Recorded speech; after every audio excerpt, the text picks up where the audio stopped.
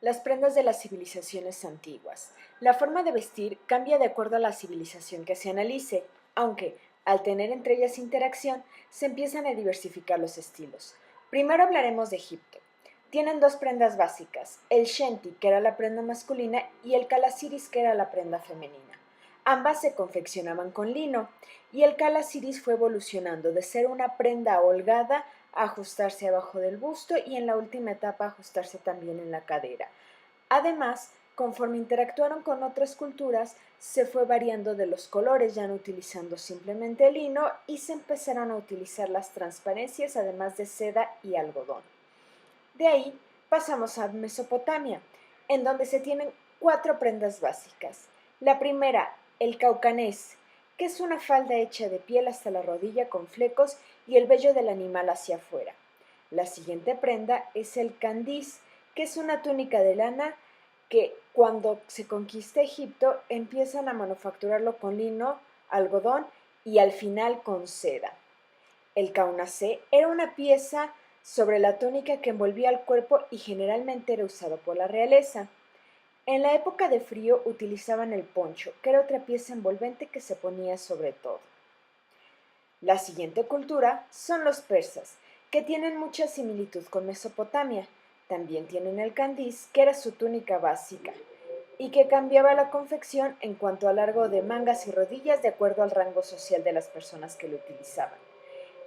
En esta cultura empiezan a utilizar el ancestro del pantalón y tienen un calzado que se llama krumir, que llegaba hasta el tobillo y se ataba con lo que eran los ancestros de los botones y unas tiras de cuero.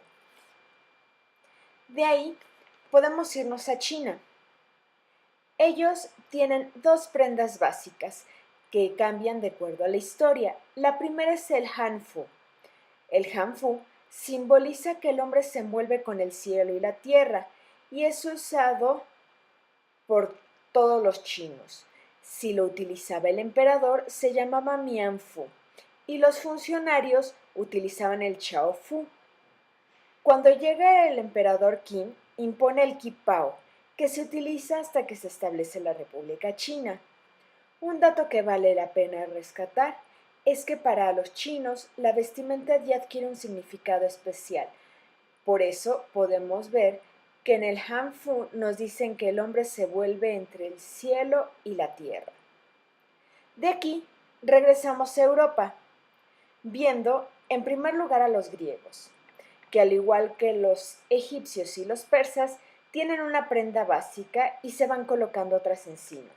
Esta se llama chitón y se basa en la arquitectura dórica y jónica. Otra pieza importante para ellos es el clámide, usado por los jinetes. El peplos era una capa larga que usaban las mujeres. Y en época de frío, todos los griegos utilizaban el imatión, que era una capa que se ponía sobre el chitón.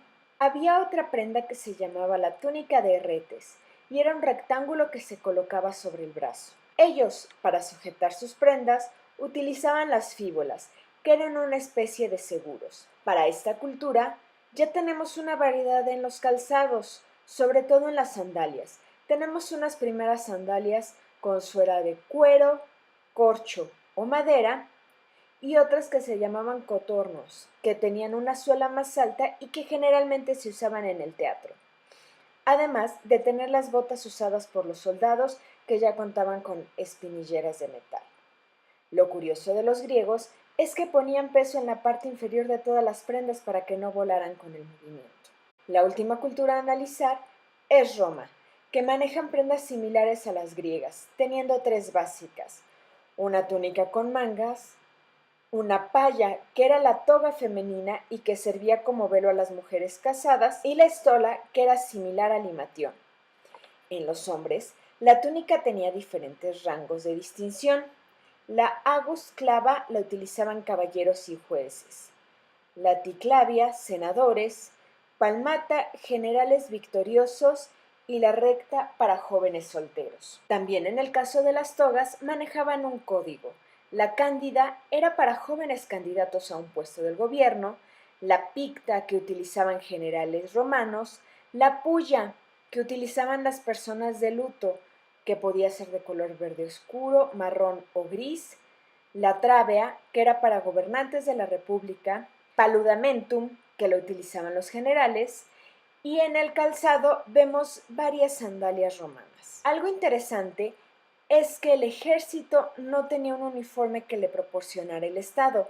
Así se presentan grandes variantes dependiendo de la región, de la familia, de las costumbres o del material que tuvieran cerca. Así, tenemos tres tipos de casco.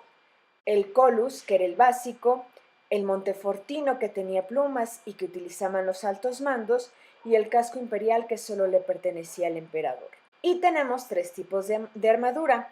La amata, que era una armadura de malla, scamata, que era una armadura de escamas, y segmentata, que era una armadura segmentada. Tenemos túnicas, tenemos valteus, que eran cinturones de cuero de vaca y metal, el subarmilis, que era una túnica formada con muchas capas de lana y que se ponía abajo de la túnica, el surbarmale, que era un protector del cuello para que no les lastimaran las armaduras de metal, el sagum, que era una pieza de lana encerada impermeable que servía para cubrir al soldado y como petate para dormir.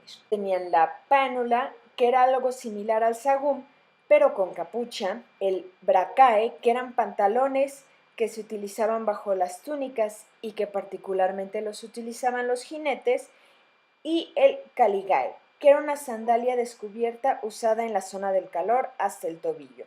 Si hacía frío, había una con lana que llegaba hasta la rodilla.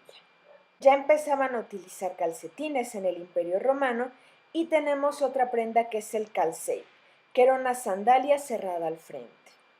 Así, podemos observar que dependiendo de la cultura es como ellos van aplicando diferentes técnicas para poder crear la vestimenta que se adecuara más a sus necesidades. Con esto concluimos el día de hoy. Muchas gracias por acompañarnos. Nos vemos en la próxima emisión. Bye.